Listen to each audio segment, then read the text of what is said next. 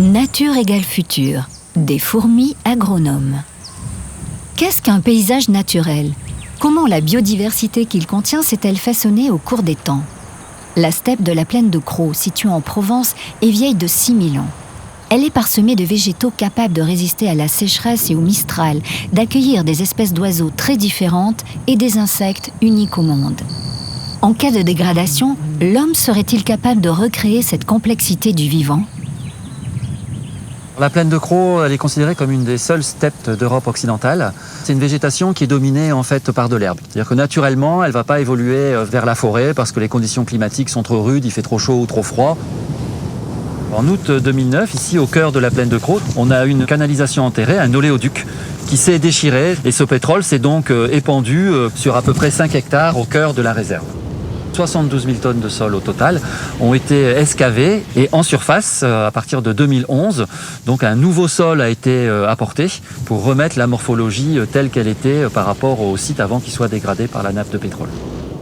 Les travaux de notre laboratoire ont consisté finalement à accompagner ce projet à sa phase ingénieriale en apportant des solutions fondées sur la nature un peu innovantes pour essayer de pousser plus loin en fait le protocole de restauration. Donc ça a été notamment la reconstitution couche par couche du sol à l'identique et dans un deuxième temps d'accélérer la restructuration de la végétation en agissant en fait sur les espèces qu'on appelle les espèces ingénieurs de l'écosystème qui sont les espèces qui vont avoir les rôles majeurs pour la reconstitution de ce milieu. Notre connaissance sur les fourmis en Crau, elle se basait sur des travaux fondamentaux qui avaient été menés dans les années 80 et qui identifiaient ici 20-25 espèces de fourmis, dont 2 espèces qui sont dites des fourmis moissonneuses, qu'on appelle les fourmis messors, de messors-moisson. Et on s'est rendu compte ici quand même qu'il y avait 70% des espèces végétales qui avaient leurs graines transportées par cette fourmi. Donc c'est là, c'est le cas de le dire, qu'a germé notre idée en fait d'utiliser ces fourmis comme des espèces qui allaient redistribuer la végétation sur le site qu'on veut restaurer. En réintroduisant 200 reines pour fonder des colonies, les scientifiques ont fait le pari d'une restauration naturelle appelée ingénierie écologique. Quels sont les résultats de cette première mondiale et comment les fourmis agissent-elles sur la croissance des espèces végétales?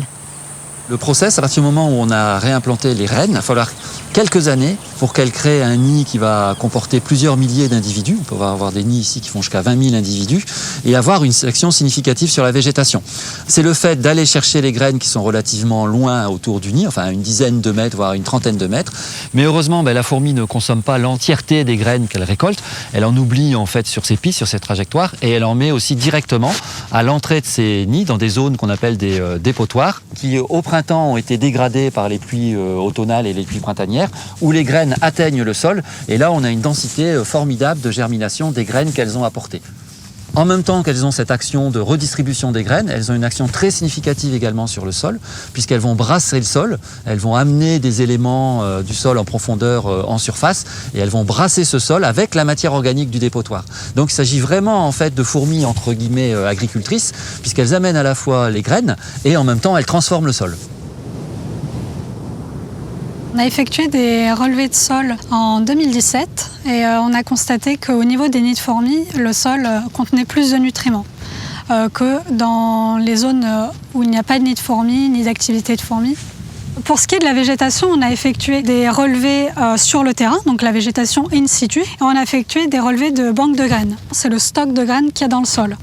Au niveau des nids de fourmis, elles commencent vraiment à se rapprocher de celles de la steppe.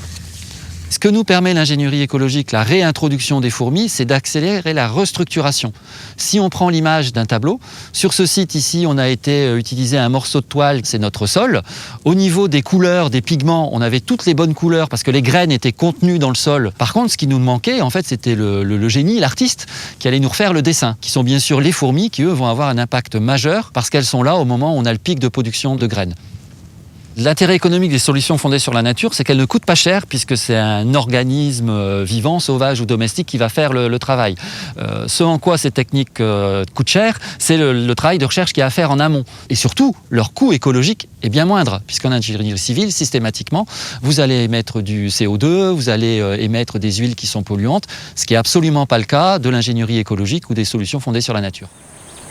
En utilisant des fourmis mais aussi des moutons pour restaurer cette steppe unique endommagée par l'homme, on a choisi de réparer la nature grâce à la nature, afin de respecter les équilibres du vivant. Copier la nature est une tentative délicate qui doit prendre en compte de multiples facteurs et interactions, comme ici le climat, le sol et le rôle de la biodiversité.